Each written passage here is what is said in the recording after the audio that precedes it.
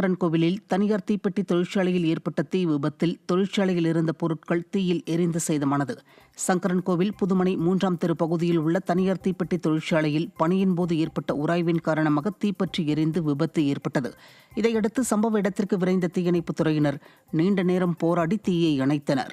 இந்த தீ விபத்தில் தொழிலாளர்கள் அனைவரும் காயமின்றி தப்பிய நிலையில் தொழிற்சாலையில் இருந்த பொருட்கள் தீயில் எரிந்து சேதமானது. திருப்பத்தூர் மாவட்டம் ஆம்பூர் அருகே பொது வழியில் சுவர் கட்டப்பட்டது சர்ச்சையாகியுள்ளது. பெரிய கொம்மேஸ்வரத்தில் செல்வம் என்பவர் பொது வழியில் சுவர் எழுப்பியதால் மாவட்ட ஆட்சியரிடம் புகார் தெரிவிக்கப்பட்டு அகற்றப்பட்டது. இந்த நிலையில் மீண்டும் வழியை மறித்து சுவர் கட்டப்பட்டதை அகற்ற வேண்டுமென அந்த பகுதியினர் கோரிக்கையை விடுத்துள்ளனர். ஸ்டாலின் ஆட்சியில் காவல்துறையினர் ஏவல் துறையினராகி இருப்பதால் அராஜக சம்பவங்கள் அதிகரித்துள்ளதாக பொதுமக்கள் குற்றம் சாட்டுகின்றனர். எனக்கு ஆள் பசங்களே எனக்கு யாரும் ஒரு அண்ணாதி மாரி இருக்கிறான். இப்போ எனக்கு வலி இல்லை, எனக்கு எண்ணெய் இல்லை.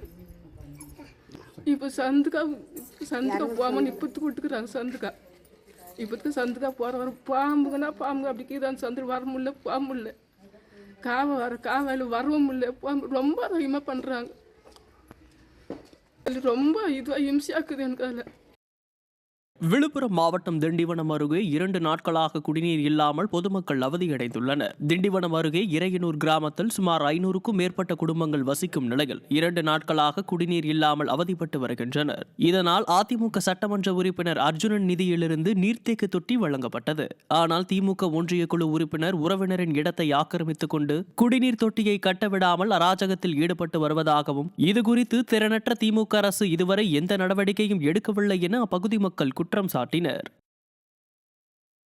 சென்னை உயர்நீதிமன்றத்தில் வழக்கறிஞர்கள் மீது போலீசார் நடத்திய தடியடி சம்பவத்தை கண்டிக்கும் வகையில் 16வது ஆண்டாக தமிழகம் முழுவதும் வழக்கறிஞர்கள் போராட்டத்தில் ஈடுபட்டனர்.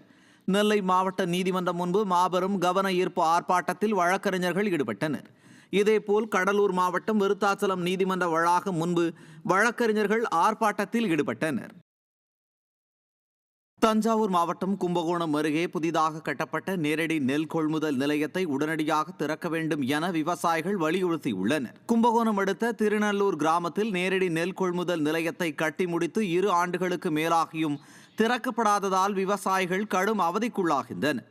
விவசாயிகளின் நண்பன் என தம்பட்டமடிக்கும் ஸ்டாலின் அரசின் மெத்தன போக்கால் பாதுகாப்பற்ற முறையில் அடுக்கி வைக்கப்பட்டுள்ள நெல் மூட்டைகள் வீணாகும் அபாயம் உள்ளதாக விவசாயிகள் வேதனை தெரிவிக்கின்றனர்.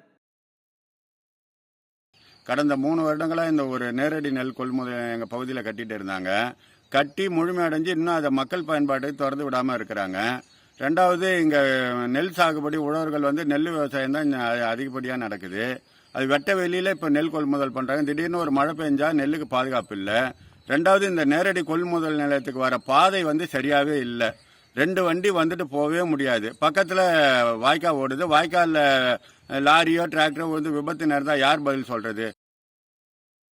திருச்சி விமான நிலைய ஓடுபாதை அருகே திமுகவினர் நட்டு வைத்துள்ள கொடிக்கம்பங்களால் அசம்பாவிதம் ஏற்படும் வாய்ப்புள்ளதாக விமான நிலைய அதிகாரிகளும் பொதுமக்களும் அச்சத்தில் ஆழ்ந்துள்ளனர். உதயநிதியை வரவேற்பதற்காக விமான நிலைய விதிமுறைகளை மீறி திமுகவினரால் அமைக்கப்பட்டுள்ள கொடிக்கம்பங்களை சம்பந்தப்பட்ட அதிகாரிகள் உடனடியாக அகற்ற வேண்டுமென மக்கள் கோரிக்கையை விடுத்துள்ளனர். ஆளுங்கட்சி என்ற ஆணவத்தில் திமுகவினர் இதுபோன்ற அராஜகத்தில் ஈடுபடுவதாக மக்கள் குற்றம் சாட்டுகின்றனர்.